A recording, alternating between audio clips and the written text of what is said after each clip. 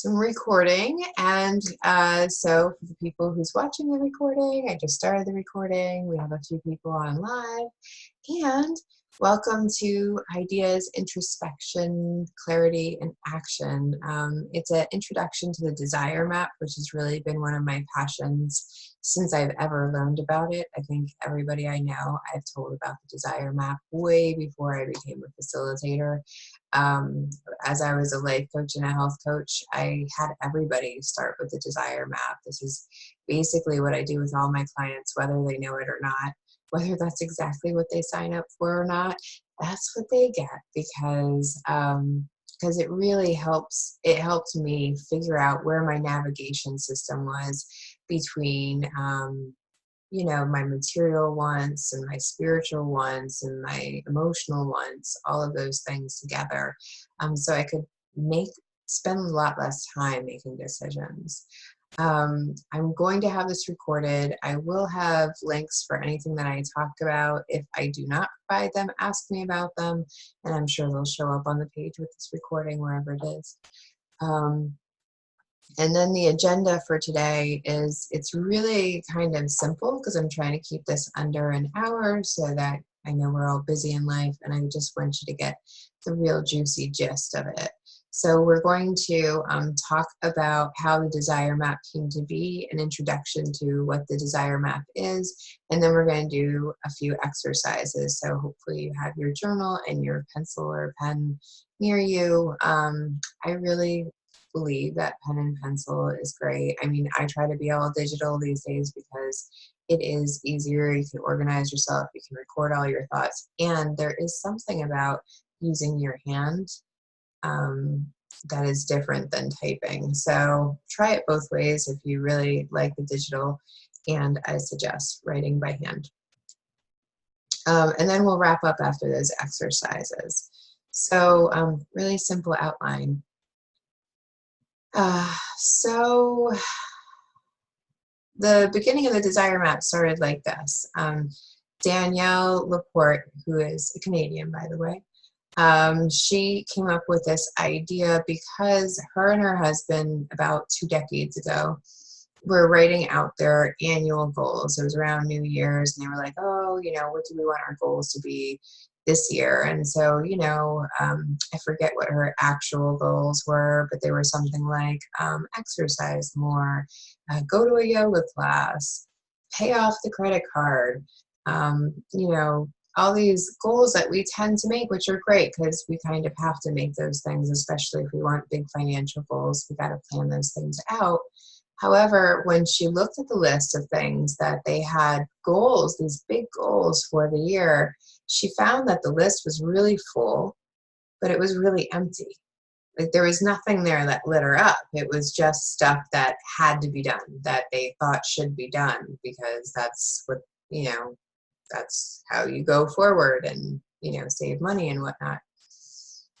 And she realized that there was something really lacking here. And so she came at it from a different perspective. And she thought, well, we do vision boards and all this other stuff. So why do we do the vision board, And so we do the vision board because, the things that we put on there are supposed to inspire us and motivate us. And we know that things can't really inspire us and motivate us. It's the feelings behind those things that are really what is essential, right? How we think we're going to feel when we have that big house, or it's more of a feeling of success, whatever that is for each one of us, than it is, because we want to physically walk in a big house. There's a feeling that we have assigned to that thing. So then she came up with some feelings. She's like, well, how do I want to feel in the next year? And so she wrote down some feelings, and then she made her goals from those feelings instead. So if her feeling was connection, maybe she came up with meeting with friends once a month to have dinner. If she came up with compassion, maybe she made sure that it was important for her to go out and serve people or spend time holding space for people. But her goals started really inspiring her more, where she was like, oh, I actually want to do that. And we all know that if we want to do the goal, it's a lot easier to get done than if we're challenging ourselves with something, outrageous and hard and constantly taking up our focus and our energy, our emotional energy, our mental energy. Things that we enjoy doing are a lot easier to do. So that is the gist of how the desire map was born. Um, how it impacted my life was, and it happened about the same time as Woman Within for me. So it's sometimes hard for me to pull the two apart, but I know that they're both very important. But I went through my weekend, and the big thing for me was not being able to make, like, I got so anxious all the time. I couldn't make decisions on anything. Like, it could be what kind of shampoo I needed. And I would blank. I would get to the point where I would get so frustrated, I would literally walk away without shampoo. So I was like, how can this be? Like, don't I have any inner wisdom? And so when Woman Within definitely showed me that I had inner wisdom. I just didn't know how to get to it. And so the desire map is what I use to really get to, what is it that I want? What is it that I desire, that where is my navigation system? And so for me, when I got to my core desired feelings, I can really measure the rest of my life by that. I can say, oh, well, does this thing bring me, my three are compassion, connection, and flow. And I just used them the other day for a major car decision. And I was like, do I want to pay extra for the sunroof? And I was like, my core desire feelings were like, hell yeah, I do. This is Arizona, half the year. I can have that thing popped open at least at night. And so, yeah, so even though my practical self in the past would have been like, oh no, you don't need to pay the extra money for that premium package. You can just, nope. I was like, nope. I want my compassion, my connection, and my flow. And that is flow right there. Major flow. So that's how I make them. And now I feel really good about that decision, where even if I hadn't gotten it, I would have been wondering, like, should I have gotten it? And if I didn't have core desired feelings and somehow I did get the sunroof, I still would have been questioning whether or not that was the right decision. But because I know I feel that core desired feeling when I'm in my car, it's so completely worth it. So the core desire feelings and the desire map has really changed the way that I can make decisions. And I not only can I make them quicker, but I'm happier about them. I'm more confident about them. Um, and so that makes it, that takes a whole lot of mental worrying and emotional worrying away from my life. Um, but the purpose of the desire map, and because it's been a very long day and because the book is so good, I have this little bit that I'm actually going to read you because I think it's going to go quicker than me going on and on and on about it, because we all know I have tangents in me. So you could call it holistic life planning. That's what I really love about the desire map. It hits like every area of your life. The inner meets the outer, the spirit drives the material. The purpose of the desire map is to ultimately help you remember your light, your true nature, your source, and that life source that connects us all. To show you your heart's longing and your core desired feelings. To guide you in using the preferred feelings as a guidance system for making choices and for being more present and alive. To help you use your core desired feelings as a way to access comfort and clarity during painful times, to show you how to use your desired feelings as a creative fuel to make things happen in your life, to help you accentuate the positive aspects of your life while still honoring and not invalidating the negative parts that you want to change, and to help you realize that you're much bigger than your feelings, and also, perhaps paradoxically, I love this one, to help you regard your feelings as road signs to your soul. So when we talk about feelings, so for so many years, so many people have disregarded them. And, we especially see it in men where we're like, oh, they're not allowed to have feeling.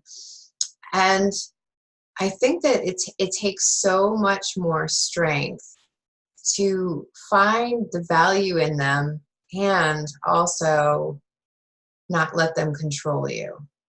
So it's a really challenging situation I have found in my life to ensure that my my feelings are important and they're not the only thing.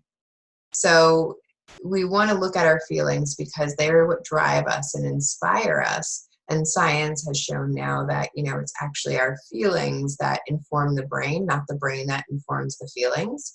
Um, they've had studies that show that when, somebody sees something scary like a lion, they start running before their brain can actually process what is happening, or they freeze, or whatever their reaction is, it comes from the feeling before it comes from the brain. The brain takes a second to kick in. And think about it, like I thought about it, and I recently had a car accident, and the first emotion I had was just anger. And I know that's from my safety being invaded, right? Because somebody hit me. And so my first thought was anger. And then, like, it took me 30 seconds to go, what's happening? I'm in a car accident. Oh, right. Hold on. Is everybody okay? And that it took me a moment to be like, okay, hold on. Let's not get crazy but that's because the emotion was informing my actions because I slammed the door when I got out of the car. And then that's when my brain kicked in. And I was like, all right, hold on. The emotion comes first.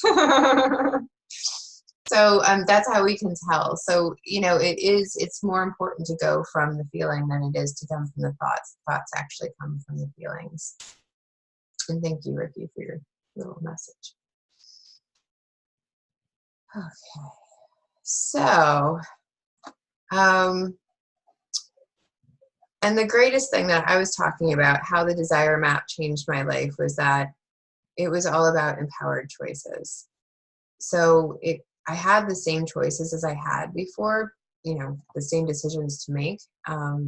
It was just that they felt much lighter now. They felt much clearer. Like I could really pick out which was which, even though I hadn't spent a lot of time researching them or doing a lot of work on them or processing them. I can make decisions a lot faster.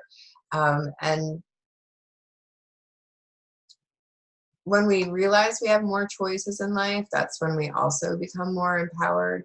Empowered choices are whole choices. And basically, the choice that says what is the choice that's actually going to serve us best overall, our physical bodies, our mental wellness, our emotional wellness, our spiritual wellness. So how do we get those in there? Because I know a lot of us have been taught how to make materialistic goals, how to, get the better job and save the money and put away this much so that you can save this much and retire by that time. And sometimes those things don't always fit what we want. Okay. So I'm taking a moment to have a thought. So when we're choosing from this whole place, we're aware of how our decisions bring us closer or further from ourselves, each other and society, right? So sometimes that you use the desire map. What I use a desire map for is, I have a list here, yearly goals, planning my week, building my career, making holiday plans, how I react in situations, what I choose to give or not give of my time or otherwise. Um, I use my core desired feelings when I'm in pain because they recenter me, because that's the other glory about this. Everybody knows I love ritual and ceremony. And for me, my core desired feelings, it's like the sage in a circle, like the smudge just brings me right back and goes, right, hold on, at my core, I want connection, compassion, and flow. And let me tell you, that helps a lot when you're out in public and you're dealing with the public and people that may not be on the same wavelength as you, and how they treat other people. So it helps me in those moments to go, right, this is up to me. I have a choice to be compassionate, to be connected, and to flow. And it's a responsibility at the same time. So when we talk, I'm going to go You can see my slides, but I never use them. So there's what we'll cover. We already did that. You see how I am, just like to talk. So we're going to talk about this. So the core desired feelings, again, is like essentially how we want to feel. And I know generally we can say, oh, well, doesn't everybody want to be happy? And I guess I don't like to use the word happy because it's such a generic word. There's so many more words out there that we could be that I think are really, really exciting words. And happy is great. Like if I asked Ricky or Shannon what happy was to them, I'm sure they would have complete different descriptions than I would. So I think it's cool when we use other types of words. You know, what are those other feelings that make you happy when you're feeling lit up or excited or encouraged, assured. There's lots of different happy. I have a much calmer happy than a lot of people, and sometimes a more humorous one. But we talk about these life areas, and this is the way that Danielle separates the different life areas. She uses 5, and I like the number 5, so that's great. Livelihood and lifestyle, that's all that career, money, the things, the material stuff. Body and wellness is our physical and mental health.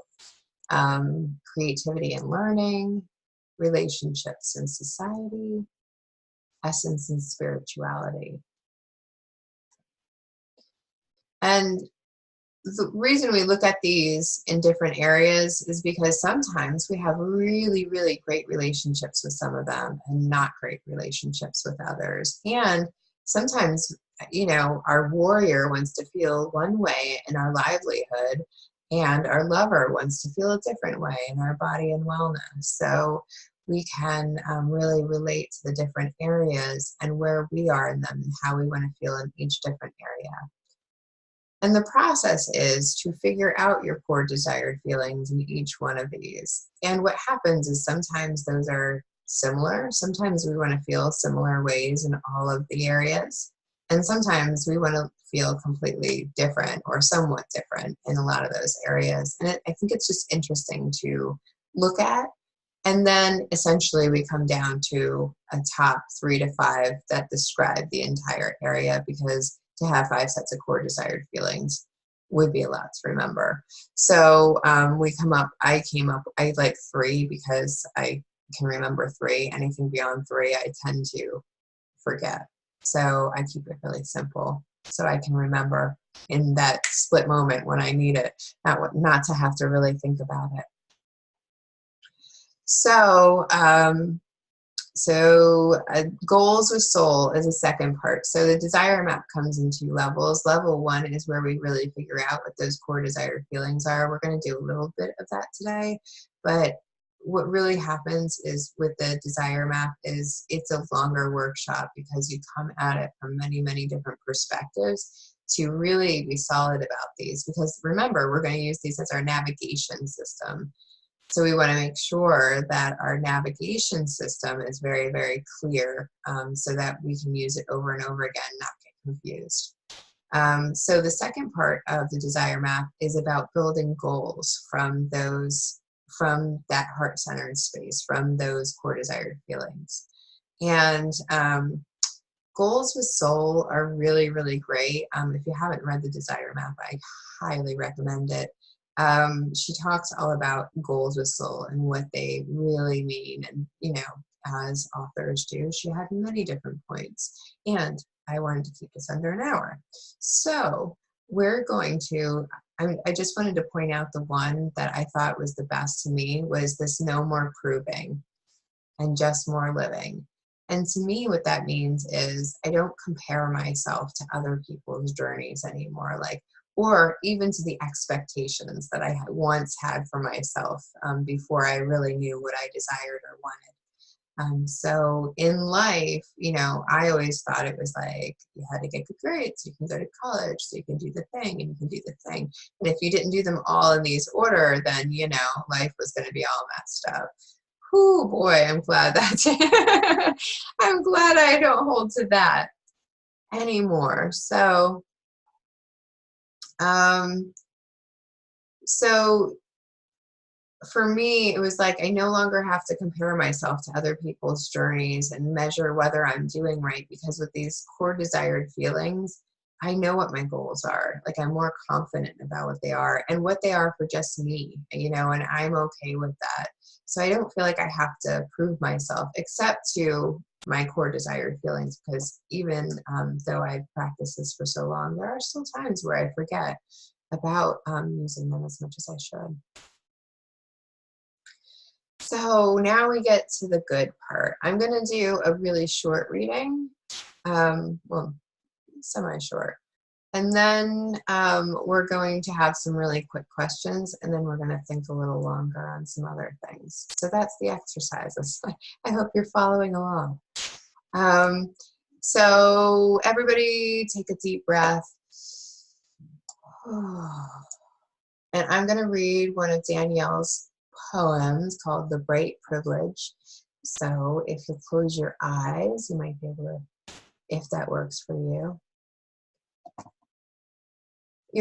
Your aspirations are not a race, an exam, or a series of skill testing questions that permit you to proceed.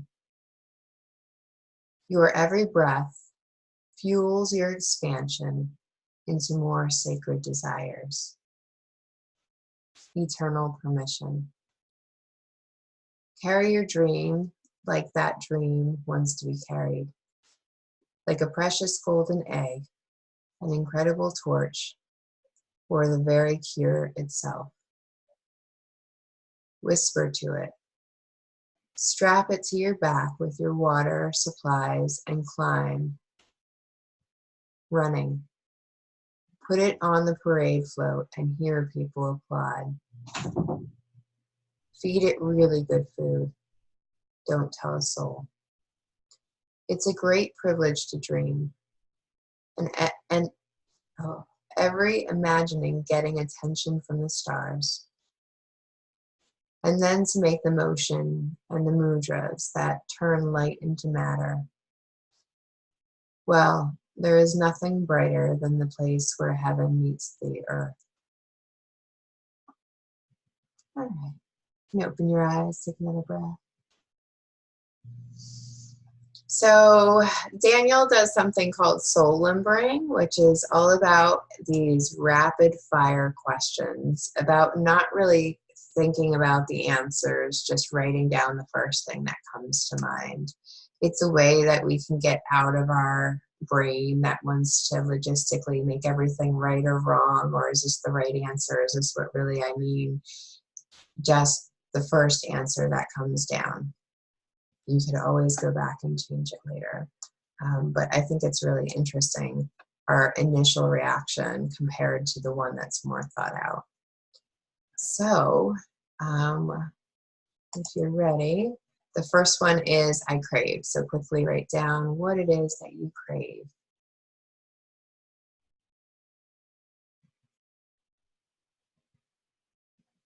Okay.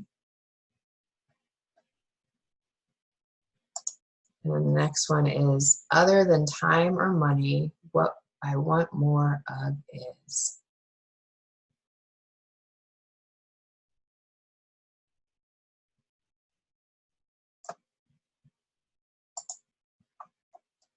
I need to give myself more permission to be what?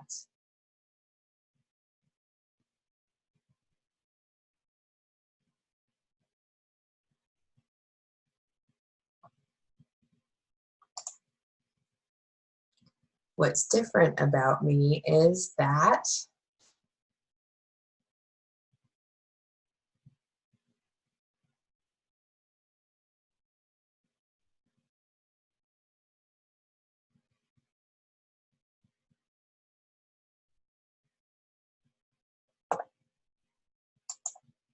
what do I do most naturally?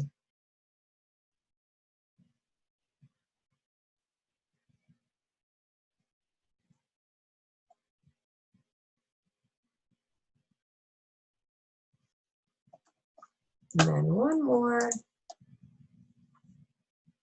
What do I do even though I don't want to?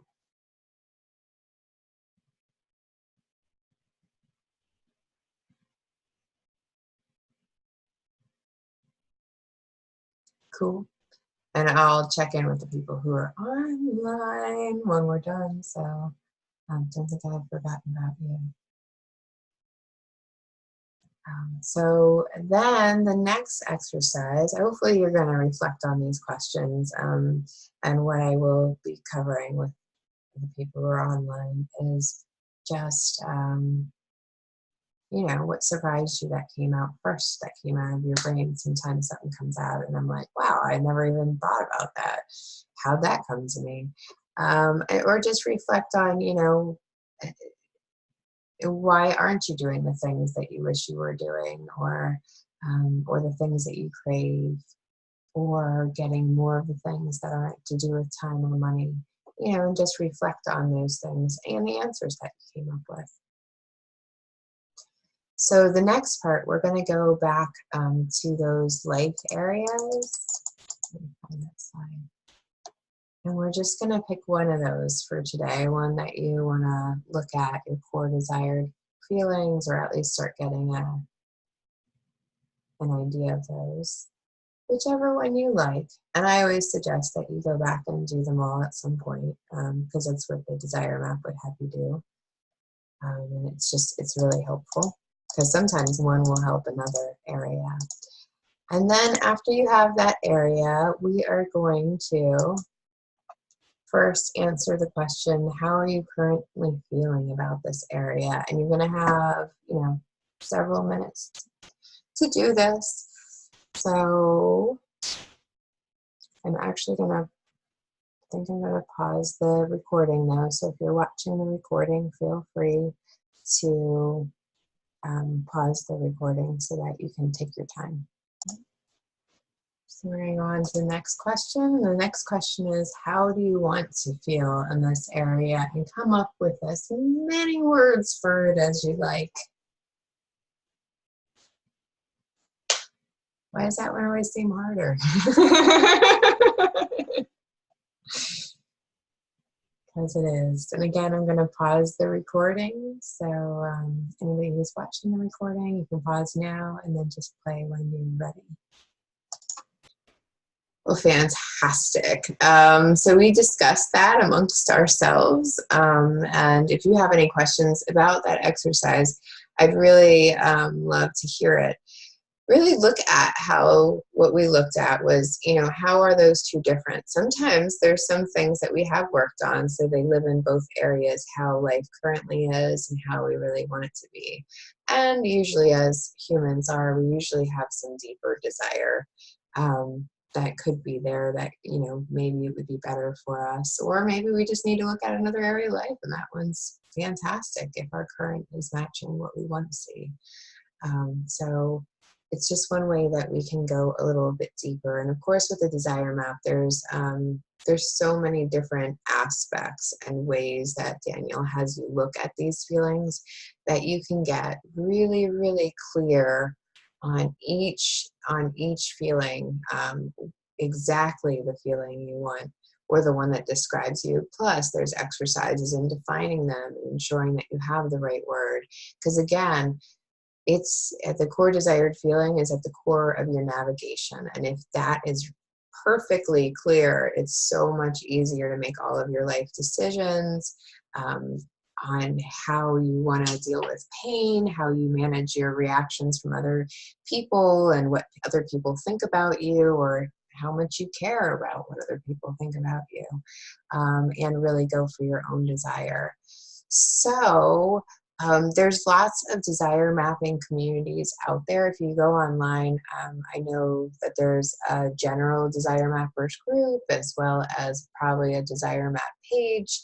And Daniel Laporte's got a book and a workbook and all kinds of great tools. I'm a desire map facilitator, which means that I host live events with a desire map in mind. And they're very cozy events. We make it very kind of soulful and spiritual. And so, of course, this is the part where I have to sell something. So hang on to your boots. I'm not very good at it either, so just listen. The free and clear is something that I'm running. There's going to be a 4-week program that's going to be starting in the next 2 weeks. And then there's going to be a 1-day session on November 3rd. We're going to do it all, like I think it's 6 hours in a row online with breaks. You're going to be able to get away from your computer. But I found that with Zoom, it's actually kind of nice, as Shannon, Nikki, and I were figuring out, that when talking with each other online, it's actually kind of nice. You can be in your own home, be very cozy, and still have this face-to-face look, and be able to see people's reactions and their thoughts and really connect. So we have those, and then there's people who also just want to do this privately with me, and that's perfectly fine too. I have that option as well. The great thing about my program is, because you'll find out all of my stuff is on 2019 pricing. So everything's going to be very inexpensive for my introductory tour as a facilitator. And then in 2020, I have to raise my prices up to everybody else's, basically. So the commune, this program is on the commune, which is a self-discovery, self-study kind of site. And it's $199, and I have all the same tools and content, and I'm going to do it for only $67. And I think that the November 3rd session is still early discounted at $47. And because y'all are here with me and you signed up for this, I'm actually going to throw in the Desire Map book and workbook electronically, just for signing up for this course. And then the other thing is the Desire Map. I have Desire Map sessions that are already scheduled. There's a 2-day in-person one in Tempe, which I really love. It's going to be at this person's house. It was an Airbnb, and I loved the backyard so much that I called the guy and was like, "Can I host something there?" And he was all into it, and his wife is a shaman energy healer, so we have all kinds of good bonuses there at that location. And then we're also going to do it online in little bits for about 6 weeks. It'll start in November, will end hopefully before Christmas, and then if you want to do level 2, you could do that, set all your goals in January, but you'd have all your core desired feelings by the end of the year. And I should be a good salesperson and know the prices to these things, and I don't, because they're different prices, because one's in person and one's not. So the links for the women who are online are in the group chat. The links for everybody else are around this video somewhere. And I would love to see you at either of those. And I think I was offering something for that. Oh, if you sign up for the Desire Map, you can go to one of the free and clear sessions for free, whether that's the 4-week or the 1-day. I will include you in that, because I really think that the free and clear is a good way to kind of clean the slate before you move forward into your core desired feelings. It's really about knowing very clearly about who you are before you try to do this deep dive of, uncovering feelings and desires that you never really knew you had. So it's a good way of letting go of any of those shoulds, have tos, all of those words that I know Ricky knows I hate, because I talk a lot about empowered speech in Maricopa. So yeah, that's my sales pitch. That's all I got for you. There's no pressure here. So then I am going to go to questions, which means that I am going to stop the video. However, if anybody on the recording has any questions, feel free to reach out. I'm sure all of my information is here somewhere. Okay? Bye, guys. Thanks for joining the recording. Oh, where'd it go? Hold on, I can't turn it off. Stop sharing. There it is.